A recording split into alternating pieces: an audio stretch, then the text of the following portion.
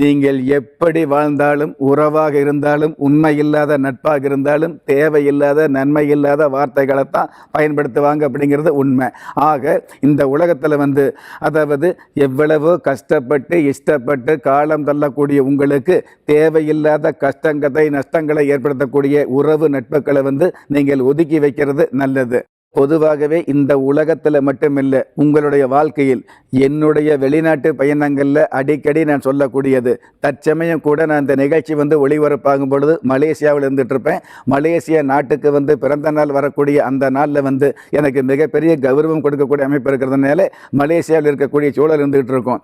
இந்த மாதிரி இருந்தால் கூட என்னுடைய ஆன்மீக சொற்பொழிவுகளில் நான் அடிக்கடி சொல்லக்கூடியது, அதாவது ஒரு விஷயம் நடந்தால் நல்லது, நடக்காவிட்டால் அதை விட நல்லது அப்படிங்கிற ஒரு கொள்கையை யாராக இருந்தாலும் பின்பற்றினீங்க அப்படின்னா இந்த மாதிரியான அவச்சொல்லுக்கு ஆட்படாமல் தப்பிக்க முடியும். ஒன்று, உங்களுடைய வாழ்க்கையில் எது நடந்தாலும் ஏதாவது ஒரு வகையில் குறை சொல்லக்கூடிய இந்த சமூகத்தை நினச்சி கவலைப்படாமல் எது நடந்தாலும் நல்லது அப்படிங்கிற விஷயத்தை எடுத்துக்கிட்டு யதார்த்தமான வாழ்க்கையை பதார்த்தமாக வாழக்கூடிய பழக்கத்தை ஏற்படுத்திக்கிங்க.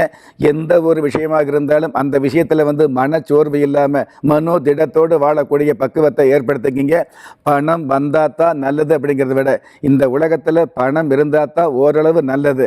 ஆனால் பணம் இல்லாவிட்டால் கூட மனச்சோர்வு அடையாத வாழ்க்கையை வாழக்கூடிய தகுதியை எல்லோருமே மிகுதியாக ஏற்படுத்திக்கணும் அப்படின்னு இந்த நிகழ்ச்சி மூலமாக உங்களுக்கு பணிவான வேண்டுகோளாக விடுக்கிறேன்.